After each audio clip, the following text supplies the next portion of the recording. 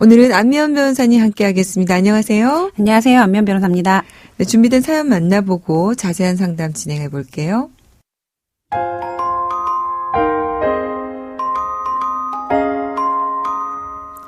결혼하고 1년쯤 돼서 남편이 지방으로 발령이 났습니다. 저는 서울에서 직장 생활을 해서 자연스럽게 주말 부부가 되었죠. 주말 부부라고 하면 남들은 좋겠다 그러지만 오히려 주말 부부를 시작하고 나서 창살 없는 감옥 생활이 시작됐습니다. 남편은 새벽부터 꼭 확인 전화를 합니다. 잘 일어났냐는 아침 안부 인사라고 하기엔 새벽 6시, 5시 반, 5시 시간이 점점 빨라졌습니다.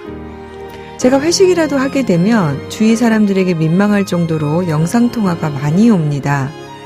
주말에 집에 오면 몰래 제 핸드폰을 가져가서 보더군요. 정말 화가 났지만 싸우기 싫어 말하지 않고 잠금 패턴을 바꿨는데요. 주말 내내 다른 남자가 있는 게 분명하다며 화를 냈습니다. 이제 겨우 4살인 딸아이는 아빠 눈치만 보고 있고요.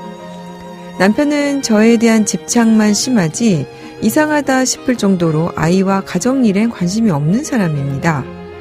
그런데 몇 달 전 남편 가방에서 유전자 검사 용지를 발견했습니다.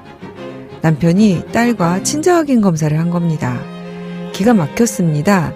그동안 딸아이가 자기 자식이 아니라고 생각한 거잖아요. 이제는 불륜녀 취급을 받는 것도 더 이상 참을 수가 없어 이혼을 하자고 했습니다. 남편은 이혼은 절대 하지 않겠다고 합니다. 주변에서는 그래도 주말 부부인데 애 보고 참고 살라고 좋은 날도 올 거라지만 저는 도저히 남편을 용서할 수 없고 참을 수가 없습니다. 남편이 아이 곁에 있다는 것만으로도 소름이 끼칩니다. 소송을 통해서라도 이혼을 하고 싶습니다. 남편은 멀쩡한 직장에 다니고 밖에서는 세상 좋은 사람입니다. 제게 과도하게 자주 전화를 하고 친자 확인 검사를 몰래 했다는 이유로 이혼이 가능할까요? 그리고 4살 딸아이의 양육권과 분양받아 공동명의인 집의 재산 분할은 어떻게 될까요? 네, 한간에서는 이제 주말 부부가 사이가 더 좋다 이런 말이 있는데 지금 우리 사연은 반대로 상황이 독이 되었네요.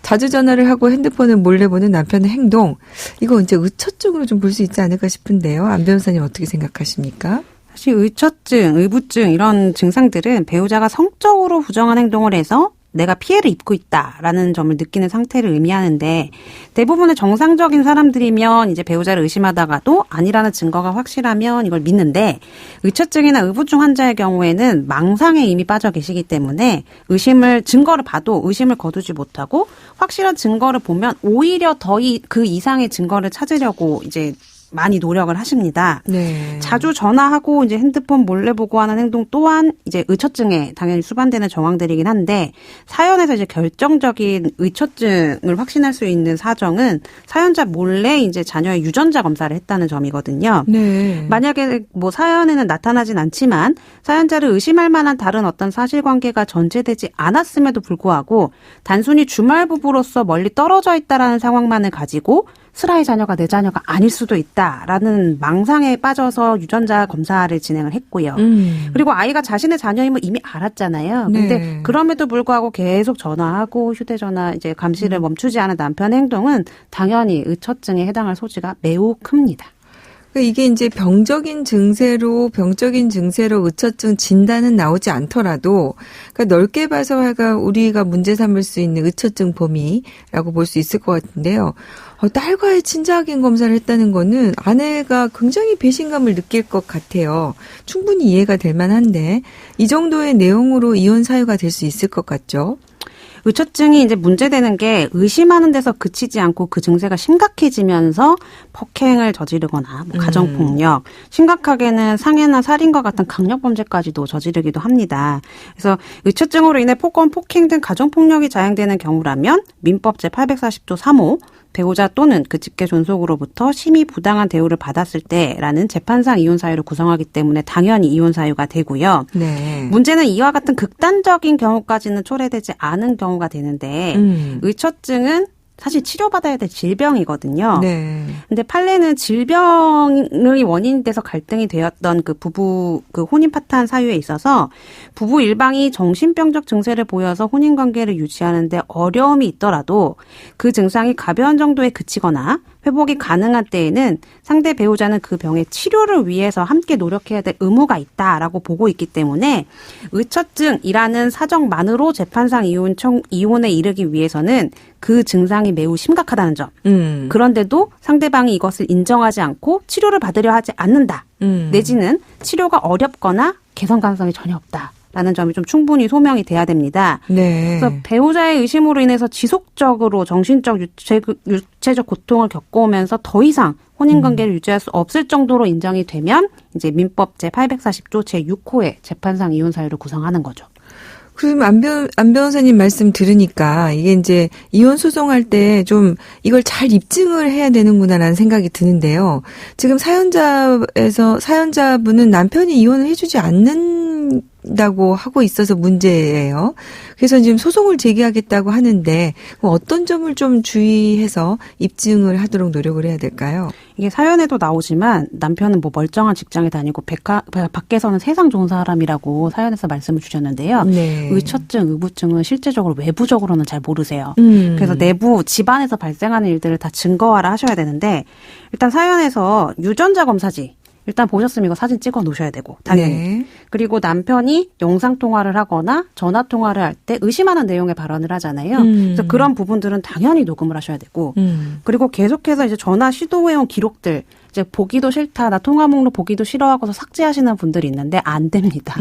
네, 그런 부분들은 다 캡처해 두시고 아니면 통화 이력이라도 남는 확인할 수 있는 서류를 발급을 받아주시는 게 좋고요. 그리고 두 번째로는 남편한테 내가 상담이나 치료를 제안하는 등 관계 유지를 위해서 상당히 노력했다라는 점도 이제 입증을 해주셔야 되기 때문에 이 부분도 좀 준비를 하셔야 될 것 같고 그리고 지금 이 정도 상황이 되면 내가 일단 뭐 너무 힘들어요. 그래서 심리 상담이나 뭐 신경정신과 치료를 받은 기록 같은 것도 이제 증거가 되면서도 나도 이제 이런 의처증 환자에 대해서 어떻게 대응할지를 알 수 있기 때문에 적극적으로 좀 상담을 받으시기를 권유를 드립니다. 그렇군요. 양육권 같은 경우는 큰 문제가 없을 것 같은데 어떨까요? 일단 아이가 4살이에요. 그래서 엄마의 손길이 가장 필요한 나이고 그리고 엄마랑 애착 관계가 형성이 돼 있으면 문제없이 엄마가 이제 아이의 양육권자로 지정될 것 같고요. 네. 그리고 아빠는 이미 지금 아이에 대해서 관심은 없는데. 글쎄 그런 내용이 네. 나왔네요. 그리고 유전자 검사까지 하셨던 전적이 있으셔가지고 양육자로는 엄마가 무리 없이 지정될 것 같습니다. 마지막 질문 주신 내용 중에 이제 결혼 생활 중에 분양받아서 공동 명의로 되어 있는 집, 여기에 대한 재산 분할은 어떻게 될까요? 사실 아이 아빠 잘못으로 인해서 이혼에 이르게 됐다 하더라도 재산 분할은 기여한 바대로 나누어 갖는 거거든요. 네. 그래서 분양대금을 만약에 같은 비율로 좀 부담을 하셨다면 문제없이 그냥 5대5로 나누게 될 거지만 만약에 남편 쪽 투입 금액이 더 크다면 당연히 그에 맞춰서 남편 기여도가 더 올라가겠죠. 네. 그리고 재산 분할 방법적인 부분에서 이게 공동명의인 경우가 참 까다로운데 이게 이혼을 하고도 공동명의 상태의 재산 분할을 재산을 유지한다는 게 사실은 쉽지가 않아요. 공동명의일 때는 이제 같이 상의를 해서 관리를 하고 결정해야 되는 부분들이 있기 때문에 통상은 한쪽의 지분을 좀 몰아주고 현금을 정산하는 방식으로 많이 결정을 하고는 합니다. 네. 근데 간혹 이제 분할 방법에 대한 의견이 이제 일치되지 않는다거나 아니면은 정말 특수한 경우로 같이 부동산을 관리할 수 있는 여력이 되는 경우는 그냥 유지하다가 나중에 정산하는 방법이 있기는 한데 네. 어떤 부분이든지 장단은 있거든요. 그래서 어떤 방식의 재산 분할이 본인한테 유리할지에 대해서는 좀 법률 상담을 통해서 미리 좀 확정을 해두셔야겠습니다. 전에는 이제 부동산이 공동 명의로 되어 있으면 한쪽으로 이렇게 명의를 정리를 하고 나머지는 현금 정산을 받는 방식으로 재산 분할 많이 했는데 최근에 이제 부동산 시세가 너무 오르는 상황이 발생하면서 이제 서로 갖겠다고 할 경우 네, 맞습니다. 또 내지는 갑자기 떨어져서 서로 안 갖겠다고 하는 경우에 재판부가 우리 안 변호사님 말씀하신 것처럼 그냥 명의를 그대로 둔 상태로 재산 분할을 하는 경우가 있어서요. 그래서 이런 부분들 좀 유의하셔야 될 것 같네요. 그래서 오늘 안미연 변호사님 어려운 사연이었는데요. 도움 말씀 감사합니다. 네, 감사합니다. 양소영 변호사의 상담소 양담소는 내일 또 문을 엽니다. 끝곡 김현철 이소라의 그대 안의 블루 들려드릴게요. 양소영이었습니다.